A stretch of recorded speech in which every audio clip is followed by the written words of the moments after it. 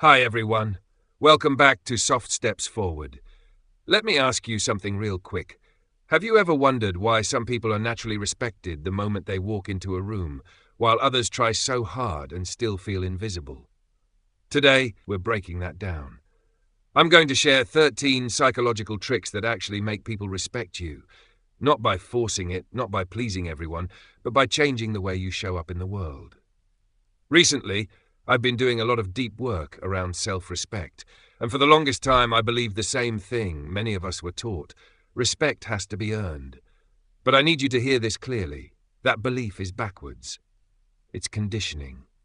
And honestly, it keeps good people stuck. There was a time when I bent over backwards for others, hoping they'd see my value. I said yes when I wanted to say no. I overgave. I over-explained. And what I didn't realize back then was this. I wasn't lacking their respect. I was lacking my own. Now let me be clear. Respect should always be given on a basic human level. Manners matter. Kindness matters. Saying please and thank you matters. But chasing someone's respect, especially someone who disrespects you, that is a losing game. When someone shows you disrespect, that's information. And your job isn't to convince them otherwise. Your job is to place them where they belong in your life. Stop pouring energy into people who don't value it. Redirect that energy toward people who already see you, hear you, and respect you without conditions. Here's the truth most people won't tell you. The respect you receive from others is a direct reflection of the respect you have for yourself and how you respond when that respect is tested. Even when the disrespect is subtle, even when it's unintentional. How you respond sends a message. This is how you treat me. If you're a returning viewer, I already know something about you. You're not power hungry. You're not controlling. You don't want dominance. You want peace. So instead of standing up for yourself, you've probably stayed quiet, let things slide, and told yourself it's not worth it. But listen to me. After this video, that version of you is done. You're going to start honoring your boundaries. You're going to start trusting your voice. And you're going to stop shrinking just to keep other people comfortable. I see how hard you try. I see how much you give. I see your kindness, your loyalty, your heart. But here's the hard truth. Not everyone deserves access to you. Before we get into the psychology, we need to redefine what respect actually is, because most people misunderstand it. Respect isn't about fear. It isn't about age, status, looks, or titles. Respect is about presence. It's about emotional awareness. It's about how safe, seen, and understood people feel around you. And here's the key. If you don't respect your own feelings, others won't either. Respect isn't about who you are on paper. It's about how you make people feel in real life. When people can see themselves reflected in you, when they feel understood, they naturally respect you. That's why people who demand respect usually lose it. Think about the boss who says, "You need to respect me." Instantly something feels off, right? Because respect can't be forced. It's felt. Which brings us to the first psychological trick. When you walk into a room, let people know who you are.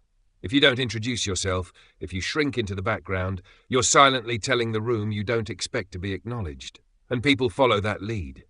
I get it. You might be shy. You might be introverted. But confidence isn't loud. Confidence is presence. When you take the initiative to introduce yourself, you become memorable.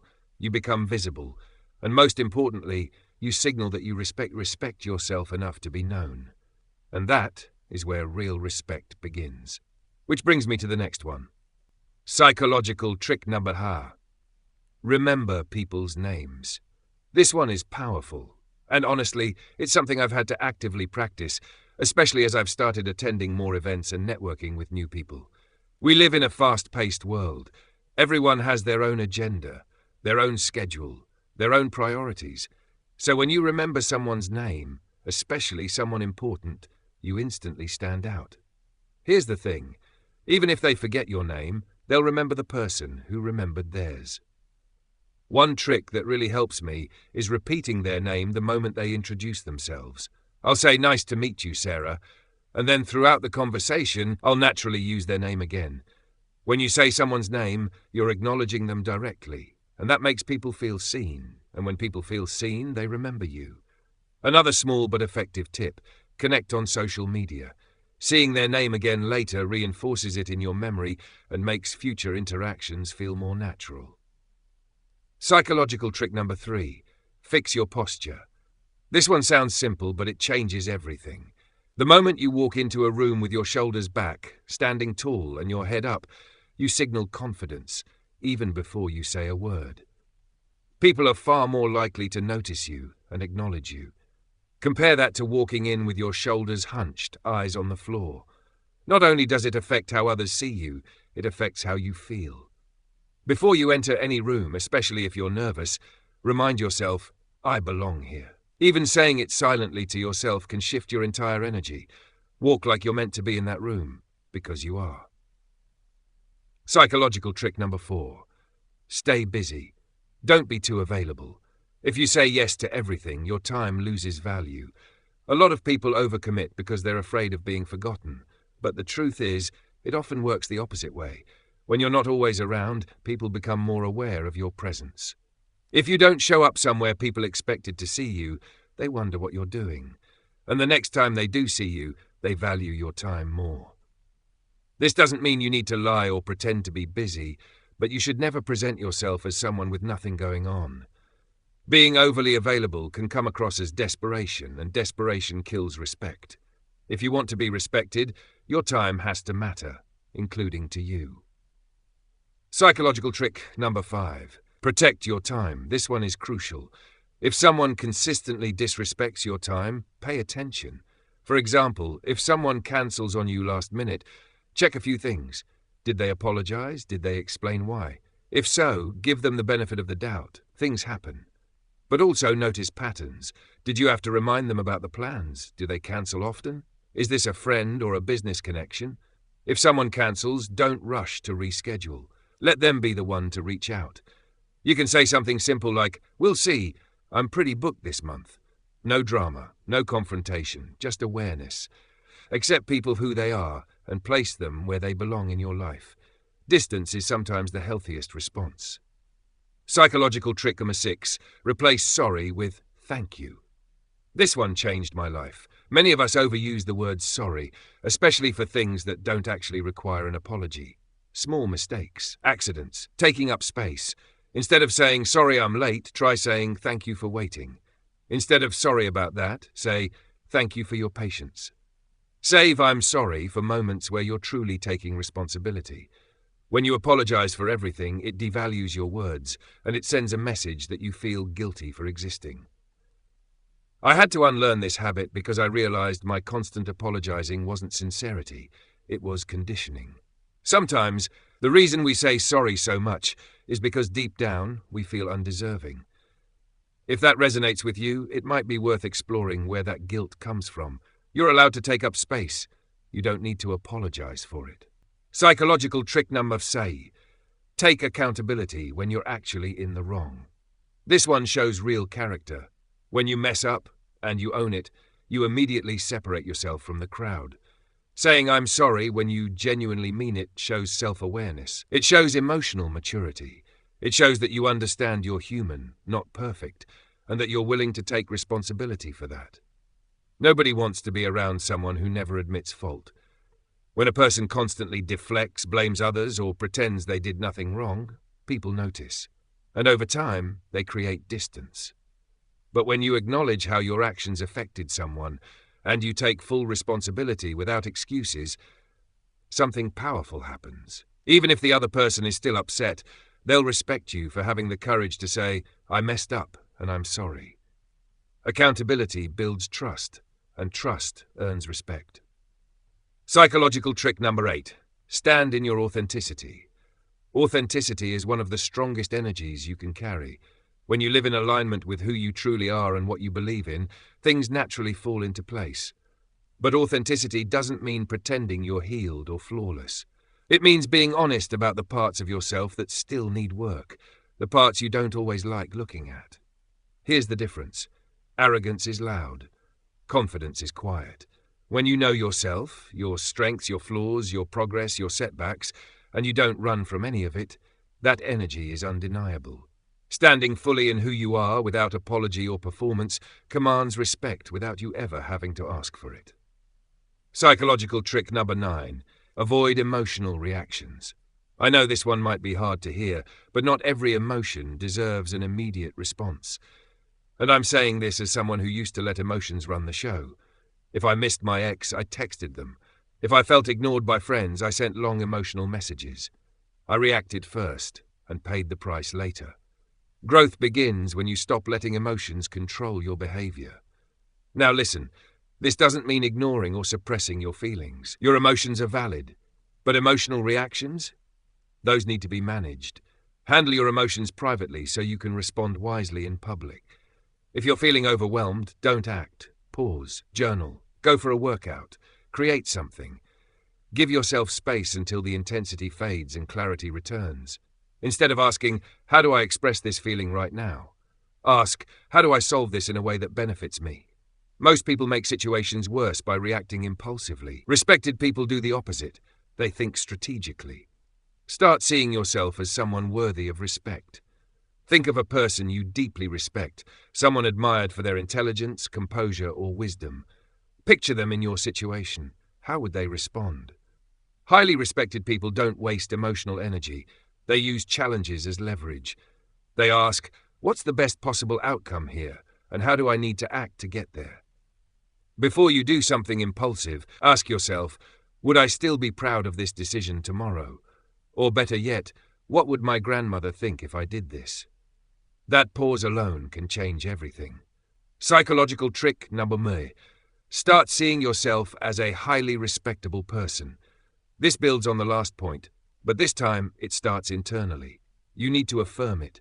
Tell yourself, I am respectable. I am someone people look up to. I deserve respect. And don't just say it. Believe it. Because the moment you deny yourself respect internally, you teach others to do the same. Learn to treat yourself the way you expect others to treat you. Here's a powerful exercise. Imagine you're in a relationship with yourself, as if you were a completely different person. Would you speak to them the way you speak to yourself now? Would you give them the same advice you give yourself? Would you treat their body, time, and energy the way you currently treat yours? Now take it one step further. Imagine the younger version of you. Would you talk to them with that same harsh inner voice? Most of us wouldn't. And that realization changes everything. The moment you catch yourself in a negative thought loop, pause and consciously flip it. Yes, it's hard, but awareness is the only way transformation begins. Ask yourself, if I truly respected myself, how would I respond right now? Would I react emotionally? Would I cut this person off impulsively? Or would I accept them for who they are and place them where they belong? Psychological trick number 11. Watch actions, not roles. Titles mean nothing. Actions mean everything. It doesn't matter who someone is in your life, friend, family, co-worker, partner. If their behavior is disrespectful, that's what you respond to. When someone disrespects you, reacting emotionally or demanding respect often backfires. Instead, withdraw your energy. Think of yourself like an eagle. When obstacles appear, do you crash straight into them and damage your wings? Or do you rise above and keep flying? Some situations aren't meant to be confronted. They're meant to be outgrown. Now there is nuance here. If someone close to you crosses a boundary, a conversation may be necessary. But if disrespect becomes a pattern, distance becomes the answer. Not everyone deserves continued access to you. And remember, wanting others to feel your pain is normal, but acting on that urge drains your power. Some people simply aren't worth your energy. You don't have to burn bridges, you just stop crossing them. Take a different route. Choose peace. How people treat you and how you respond reveals exactly how much you respect yourself. Psychological trick number 12. Stop taking disrespect so personally. This one is freeing. A lot of disrespect isn't about you. It's projection. People who feel small often try to make others feel smaller. It's their way of coping. Yes, sometimes people are intentionally hurtful. But even then, that behavior usually comes from unresolved pain. Hurt people hurt people. When someone makes a joke that doesn't feel like a joke, pay attention. That's information. Those people may not actually be your friends. Learn to defend yourself. Call out disrespect when needed, but also learn the art of being unbothered. Not every comment deserves a reaction.